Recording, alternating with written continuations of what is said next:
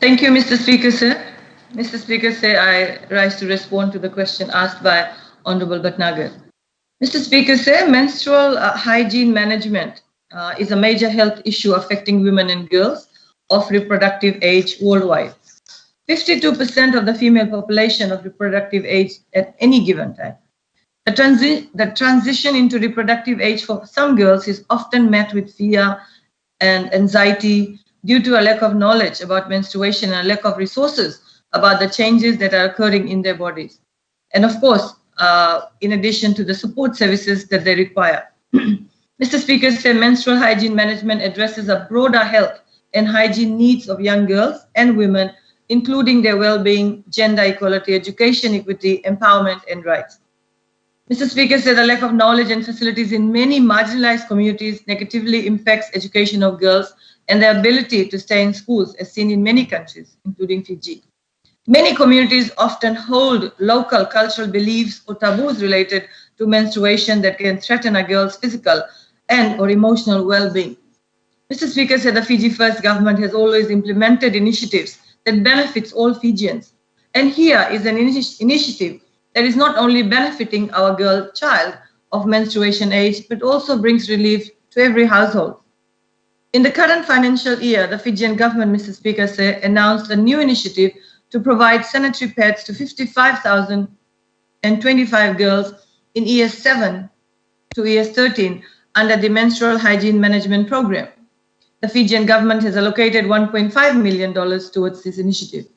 Mr. Speaker, I will give you the total numbers of girls in each division. Central Division has 23,859 girls from years 7 to 13.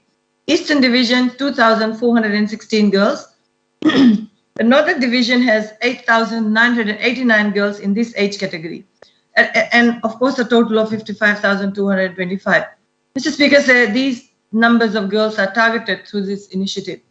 These girls will be provided with a monthly voucher to buy their preferred sanitary pad from authorized vendors, which will be determined through a tender coordinated by the Fiji Procurement Office.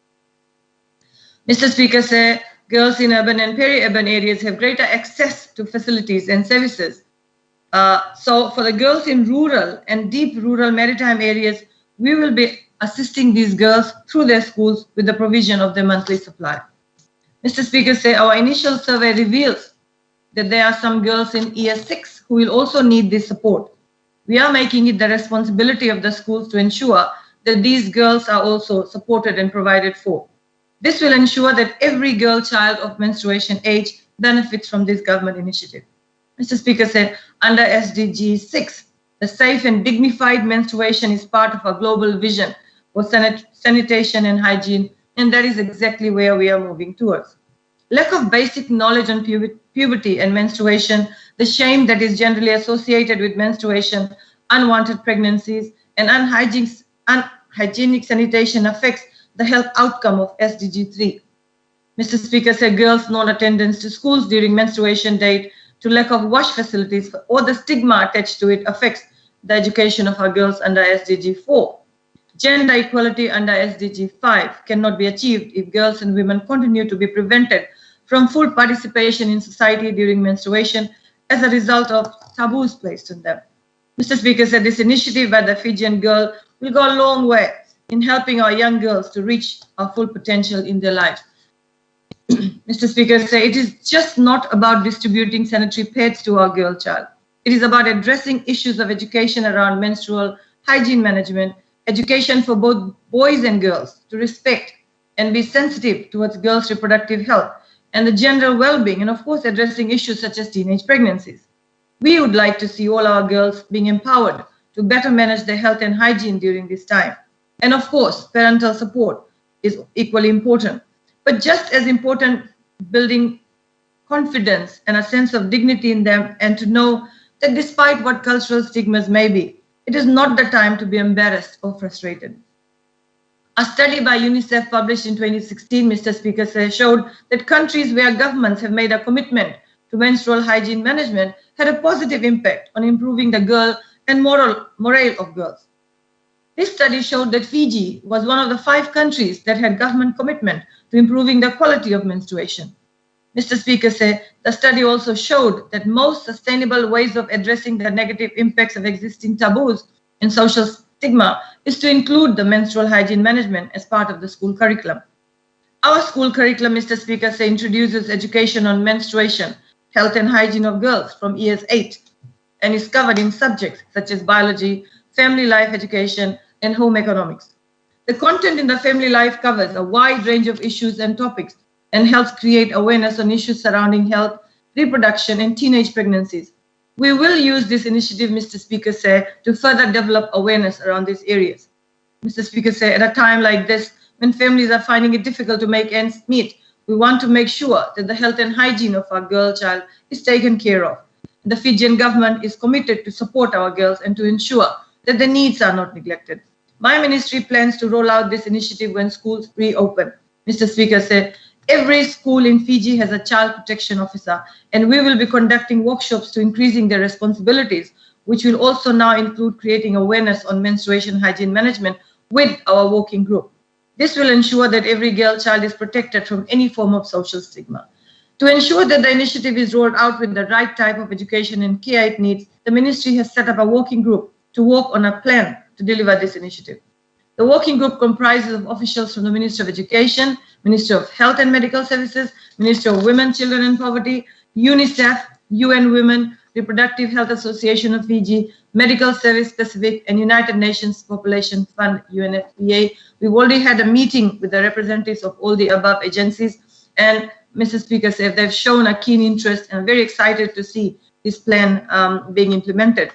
Mr. Speaker, the working group is responsible for creating timelines of activities that will ensure implementation of this initiative when students return to school, creating mitigation strategies in case of any adverse impact of this on the girls, as this still remains a very sensitive issue amongst our communities.